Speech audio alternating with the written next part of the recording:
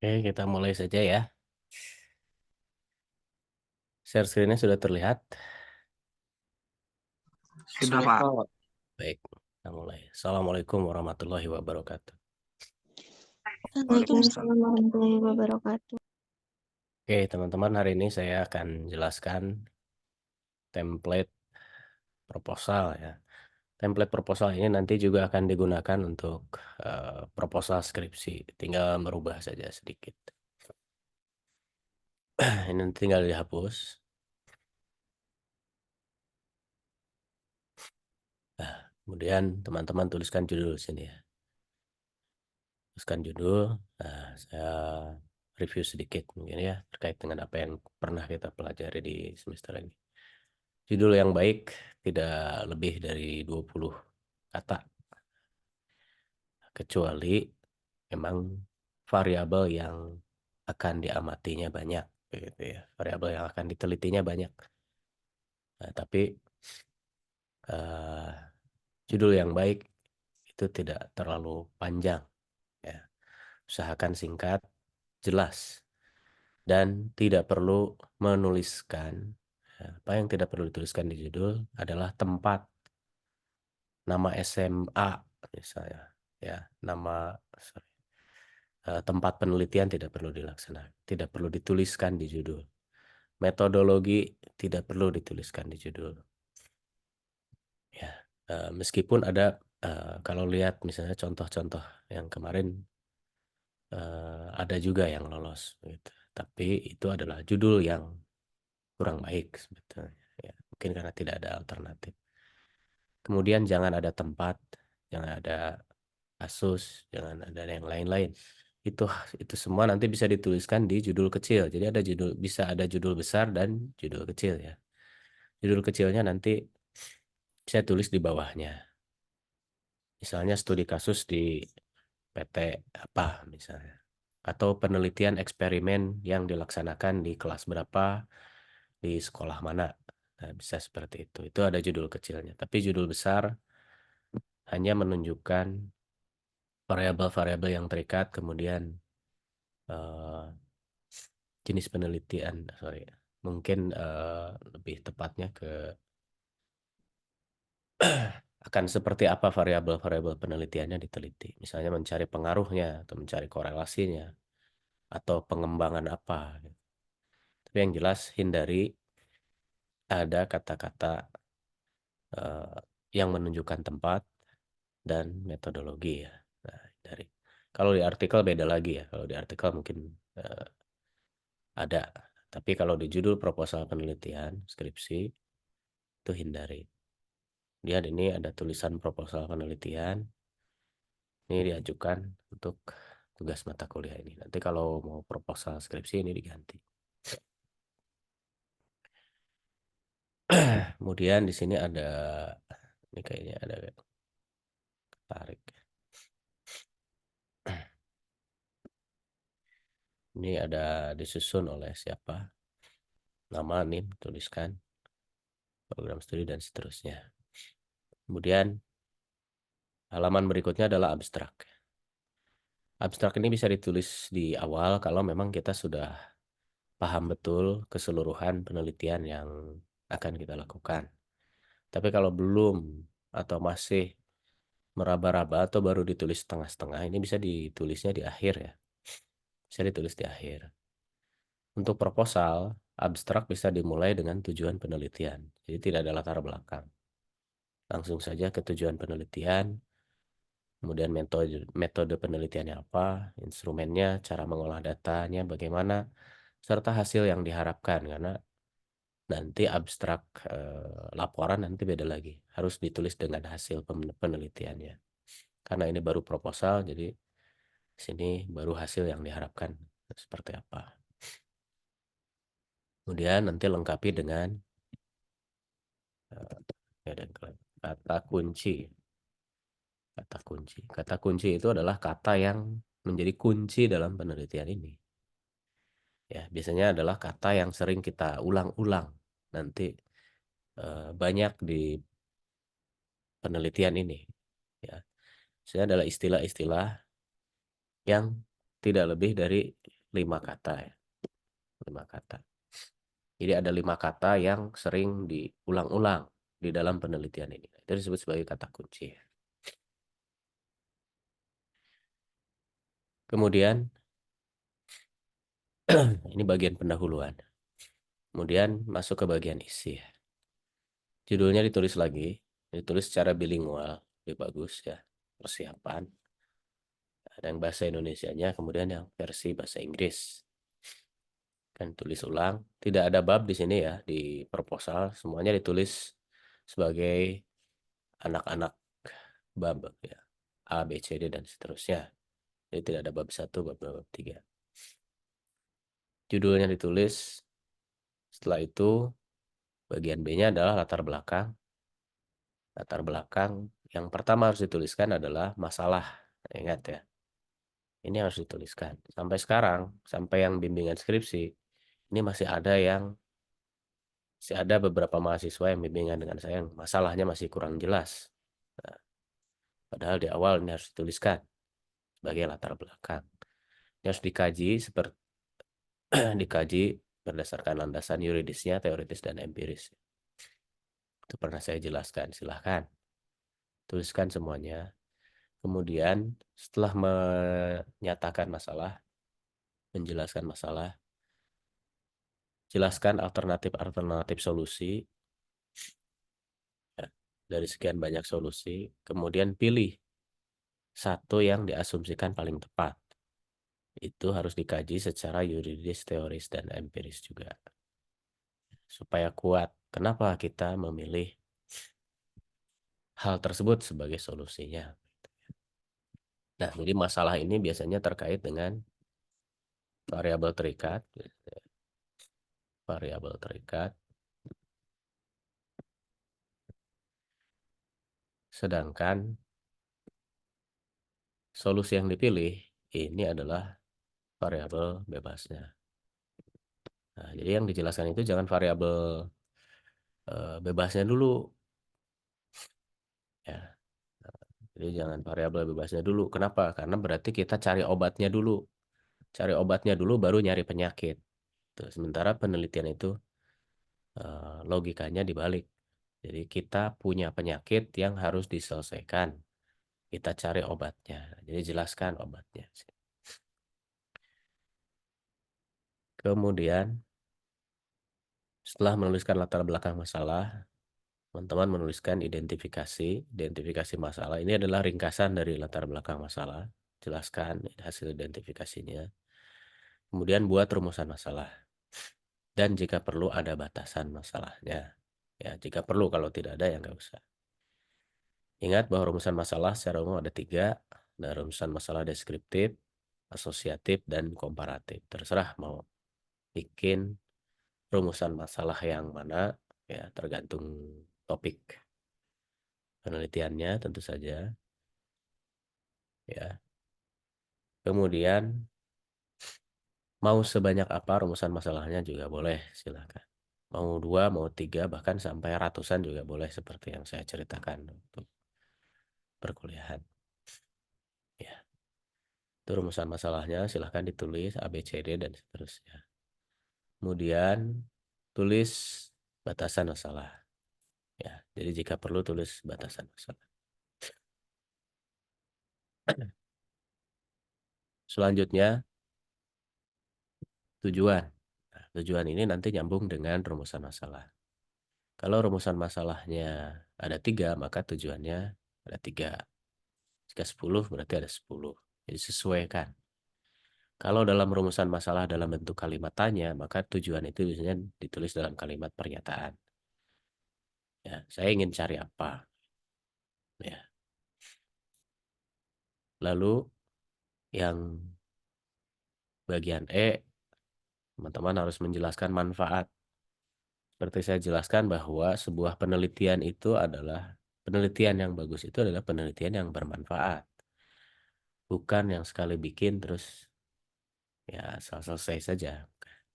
Tapi teman-teman harus bisa menjelaskan setelah tujuannya tercapai, setelah hasil penelitian yang didapatkan, itu bisa dimanfaatkan untuk apa, dan bagi siapa. Ya, jadi nanti jelaskan manfaatnya apa, terus bagi siapa. Lalu bagian selanjutnya adalah landasan teori. Landasan teori, nah di sini jelaskan teori-teori yang diperlukan dalam penelitian ini. Ya. Nah, biasanya terkait dengan judul. Di judul ada istilah-istilah apa. Nah, maka istilah-istilah tersebut dijelaskan. Kita jelaskan teorinya. Misalnya pengembangan sistem informasi koperasi. Maka di sana ada istilah sistem informasi. Bisa kita tuliskan sistem informasi. Kemudian sistem informasi koperasi. Berarti kita butuh juga penjelasan tentang koperasi itu seperti apa. Kalau penelitian tentang pembelajaran game-based learning untuk meningkatkan kemampuan berpikir kritis, maka kita harus menjelaskan apa itu game-based learning, apa itu kemampuan berpikir kritis, dan indikator-indikatornya. Kemampuan berpikir kritis. Dan seterusnya. Pokoknya lihat apa ya istilah-istilah yang ada di judul ya. Yang paling utama tentu saja adalah variabel terikat dan variabel bebas. Ya. Itu jelas harus wajib ada di landasan teori. Sisanya nanti silahkan dilengkapi. Kira-kira apalagi teori yang kita butuhkan untuk melaksanakan penelitian ini. Setelah menulis landasan teori, kita ke bagian G, metode penelitian. Di sini kita memilih yang pertama jenis penelitian. Kita pilih. Maka kita akan menggunakan penelitian kuantitatif, kualitatif, atau menggabungkan kedua-duanya, atau R&D. Ini bintang ya, berarti pilih satu ya. Tidak boleh semuanya, harus pilih salah satu. Pastikan bahwa jenis penelitian yang dipilih ini sudah tepat ya. Lihatnya dari mana? Lihatnya dari rumusan masalah. Seperti sudah kita bahas di kelas bahwa dalam rumusan masalah kita harus bisa melihat data apa yang nanti akan kita kumpulkan. Nah, kalau datanya kuantitatif ya berarti kita pilih pendekatan kuantitatif. Kalau datanya kualitatif maka kita harus memilih pendekatan kualitatif. Kalau dapat dua-duanya berarti area, berarti mix. Kalau tidak ada angka maupun kualitatif, hanya terkait dengan pengembangan berarti pilih yang R&D ya. Silahkan itu dianalisis berdasarkan rumusan masalah yang sudah didapat. Pemilihan metode di sini sangat penting ya teman-teman. Ke saya ada mahasiswa, ini saya ingatkan lagi ya untuk semester ini. Bimbingan skripsi, bimbingan artikel, kalau dapat dua pembimbing, harus bimbingan kedua-duanya. Harus jalan barengan ya. Jangan satu-satu, selesai ke pembimbing satu baru ke pembimbing dua. Saya baru dapat mahasiswa bimbingan pembimbing dua baru datang ke saya. Skripsinya udah selesai. Saya coret-coret semua karena salah. Ya, ya meskipun yang berhak menentukan isinya pembimbing satu, tapi saya berhak untuk menolak skripsinya karena salah. Ya, karena salah. Ada yang udah selesai nih, mau sidang skripsi. Skripsinya salah. Kenapa? Karena salah memilih jenis penelitian. Ya, jadi di awal dia bilang datanya penelitiannya katanya kuantitatif. Tapi tiba-tiba ketika bab 4 dia jelaskan bahwa penelitian ini mengumpulkan data kualitatif juga, ada observasi, ada wawancara. Yang berarti salah. Ya, ya, oleh karena itu sekali lagi identifikasi dari rumusan masalah. Ya, dari rumusan masalah teman-teman tuh akan dapat data apa?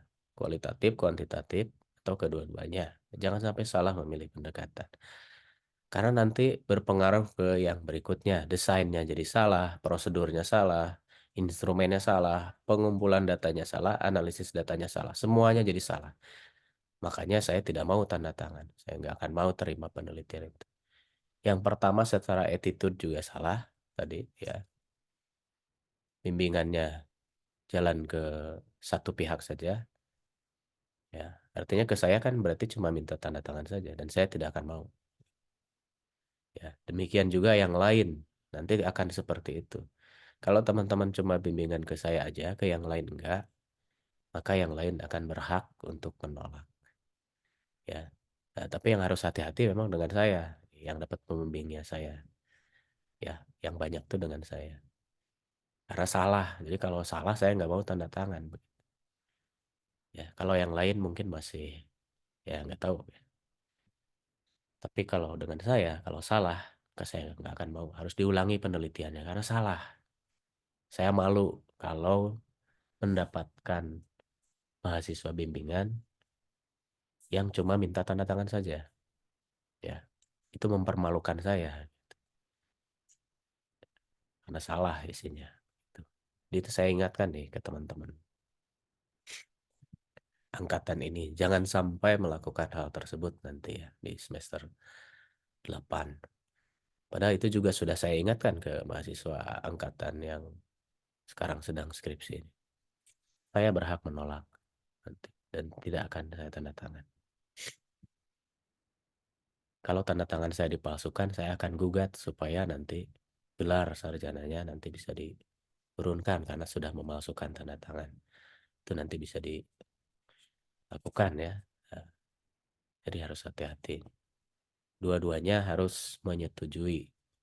Nah, oleh karena itu di sini teman-teman harus hati-hati memilih ini ya, ada jenis penelitian harus benar karena berikutnya menentukan desain penelitiannya. Kalau kuantitatif ada eksperimen, ada pra-eksperimen, ada kuasi eksperimen dan lain-lain ya. Nanti cek. Kalau kualitatif ada fenomenologi, ada grounded teori, ada studi kasus dan lain-lain. Kalau mix berarti menggabungkan kedua-duanya. Kalau R&D ada ADDIA, ada SDLC, ada multimedia life cycle development, ada kalau terkait dengan AI sekarang ada AI apa ya AI project life cycle dan lain-lain. Silahkan, mungkin tidak semua saya jelaskan ya, tapi topiknya, tergantung topiknya yang ditemukan apa yang sesuai dengan research interestnya teman-teman. Kemudian prosedur penelitian. Prosedur penelitian itu adalah langkah-langkah penelitian. Ya, jelaskan mulai dari awal. Bukan hanya terkait dengan desainnya ya, tapi sini benar-benar dari awal. Kalau teman-teman mengumpulkan data tuh maksudnya studi pendahuluan. Nah, maka jelaskan ada studi pendahuluan dulu, ada observasi, ada wawancara, nah itu dijelaskan. Kemudian nanti setelah observasi baru eh, mempelajari teori, browsing-browsing dan lain-lain misalnya itu ya, studi pustaka silahkan. Setelah studi pustaka baru menyusun proposal, kemudian setelah menyusun proposal baru seminar proposal, kemudian menyusun instrumen, melaksanakan penelitian dan seterusnya sampai akhirnya membuat kesimpulan. Ya, nah itu dijelaskan dalam prosedur penelitian dan kemudian dijelaskan. Ya, langkah per langkah itu dijelaskan. Nah, kalau bisa ini ada gambarnya, biasanya gambar ya prosedur penelitian. Lalu yang keempat adalah populasi dan sampel. Kalau jenis penelitiannya kuantitatif. Kalau kualitatif tidak usah ada populasi dan sampel. Pilih subjek penelitiannya saja siapa. Kalau mix berarti harus dua-duanya harus muncul. Kalau R&D berarti tidak ada bagian ini ya, karena tidak minta data ke siapapun. Kecuali R&D-nya mau menguji nanti di akhirnya ada uji user experience atau uji SUS dan lain-lain, maka harus muncul lagi nanti populasi dan sampel. Dan meskipun nanti muncul angka-angka di R&D, nah itu dianggap sebagai bagian dari R&D, jadi tidak perlu menjelaskan kuantitatif. Lalu yang kelima adalah, bentar, ada yang terlewat. Kalau memilih populasi dan sampel, maka populasinya jelaskan siapa, di mana, berapa orang. Ya, misalnya populasinya adalah siswa SMK Negeri 1 Purwakarta sebanyak 700 orang. Sebutkan orangnya. Karena nanti kita akan menghitung jumlah sampel yang dibutuhkan. Sampelnya berapa, pakai rumus apa, dengan teknik sampling apa. Nah, itu dijelaskan di bagian 4. Kalau kualitatif biasanya secara random saja ya. Kemudian bagian 5, instrumen penelitian, silahkan. Instrumen itu adalah alat pengumpul data. Nah, alat apa yang kita gunakan untuk mengumpulkan data, silahkan jelaskan di sini. Ya, apakah dengan tes, lembar observasi, atau ada format wawancara. Nah, kalau instrumen itu adalah kata benda ya. Jadi harus dijelaskan bendanya, namanya instrumen. Jadi jangan terbalik-balik. Instrumen penelitian itu adalah alat, jadi benda ya. Alat pengumpul data, jadi berupa benda. Nah, tuh ada tes, ada lembar observasi, ada format wawancara, dan lain-lain, ada angket dan lain-lain ya. Sedangkan teknik pengumpulan data ini adalah tekniknya, berarti kata kerja ya. Kata kerja berarti tes, berarti kalau tes masih tes karena tes itu bisa menjadi kata kerja juga ya. Tapi kalau wawancara, nah itu kata kerja ya, wawancara. Tadi kata bendanya adalah format wawancara. Observasi kata kerja. Kata bendanya adalah lembar observasi. Oke. Ya. Kata bendanya angket, angket. Ya, berarti kata kerjanya mengumpulkan data menggunakan angket itu apa ya? Nah, silahkan nanti dicari. Yang ketujuh adalah teknik analisis data. Teknik analisis data disesuaikan dengan data yang sudah dikumpulkan sesuai dengan instrumen kita ya.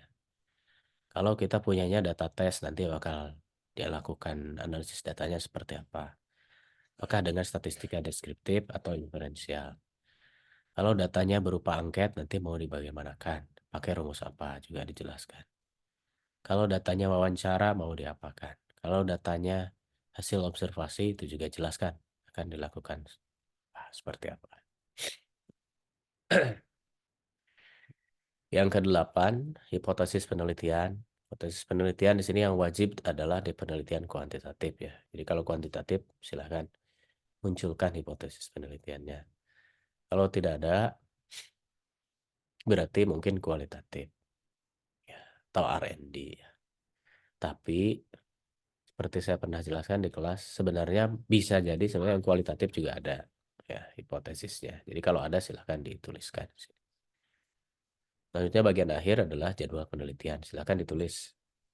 Ini boleh karena ini proposal ya, jadi boleh ngarang dulu. Maksudnya kalau ini proposal medlib bukan proposal skripsi, jadi ininya boleh ngarang dulu. Kira-kira target kita selesai bulan apa, tahun berapa, ya. Ini boleh ngarang dulu. Selanjutnya daftar pustaka, silahkan dicantumkan semua semua kutipan-kutipan yang ada di bab 2 biasanya ya. Bab 2 di sorry bukan bab 2, landasan teori latar belakang masalah, dan di sini metode penelitian ini pasti ada kutipan-kutipan. Jadi ini harus muncul semua di sini. Ditulis dengan gaya APA. Teman-teman bisa gunakan Mendeley kalau memang sudah diajarkan Mendeley. Itu bagian akhir dari proposal.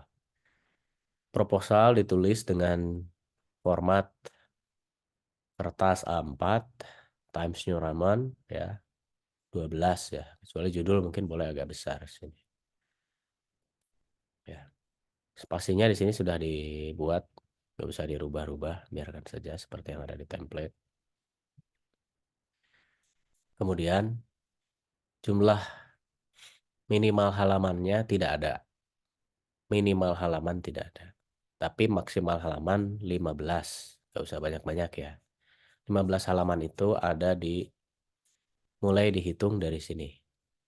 Ya, dari bagian isi sampai daftar pustaka. Ya, 15 halaman. Saya rasa 3 minggu cukup untuk mengerjakan proposal penelitian ini. Ya, ini bagian akhir adalah informasi biasanya.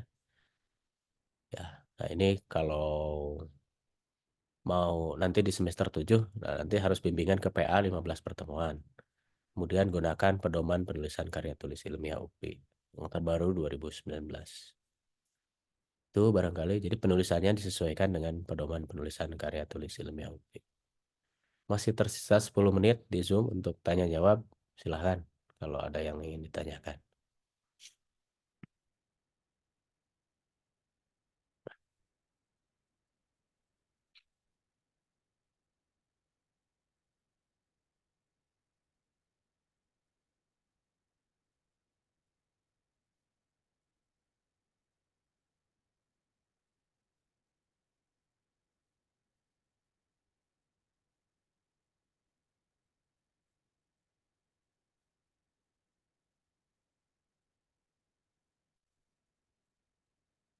Silahkan. Syukur-syukur tidak ada. Berarti sudah jelas semuanya. Ya. Jadi terakhir dikumpulkan tanggal 18 ya. 18 Juni. Nah, saya harus periksa dan memasukkan nilai nanti seminggu untuk memeriksa semuanya. Saya hitung mundur sampai 10. Dari 10, 10, 9. Silahkan Erlangga. Di bagian yang judul itu tadi itu kan bilingual, maksudnya kita tulis judul bahasa Indonesia terus tulis judul bahasa Inggrisnya apa gimana Pak? Ya, Yang A. tulis. Ya, tulis versi bahasa Indonesianya dan bahasa Inggris. Karena nanti kan harus lulus TOEFL juga ya. Jadi belajar bahasa Inggris di sini. Kalau perlu abstraknya juga ditulis dalam bahasa Inggris. Kalau mau, kalau enggak tidak diwajibkan di sini sih. Tapi nanti pada saat menulis laporan, abstraknya juga harus ditulis dalam bahasa Inggris. Oke? Tapi abstraknya tidak Oke, wajib. terima kasih Pak. Ya. Oh, kalau abstrak tidak wajib. Oke, terima kasih Pak. Ya. Saya lanjutkan hitung mundurnya. 9,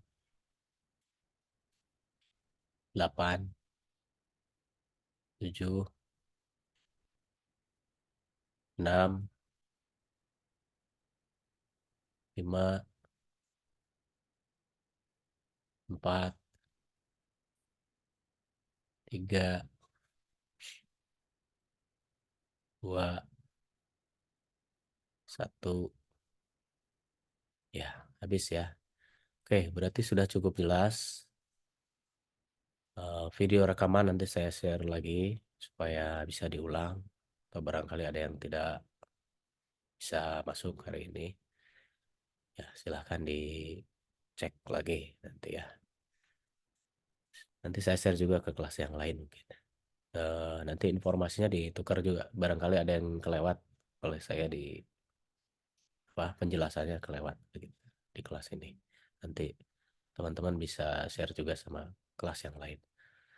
Selama proses penyusunan, teman-teman boleh melakukan eh, apa namanya bimbingan begitu ya. Bukan bimbingan sih mungkin. Apa konsultasi ya.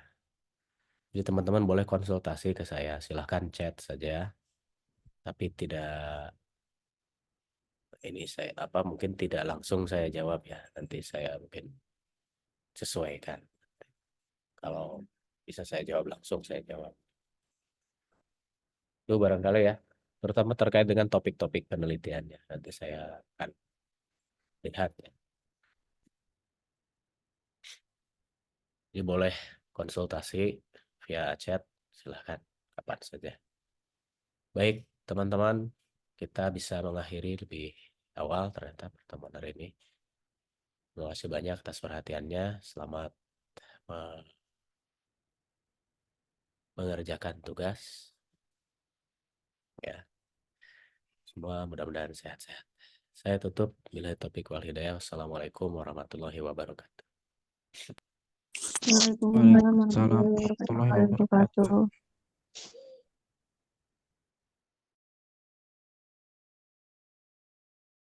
Terima kasih Pak. Ya, sama-sama, Kak.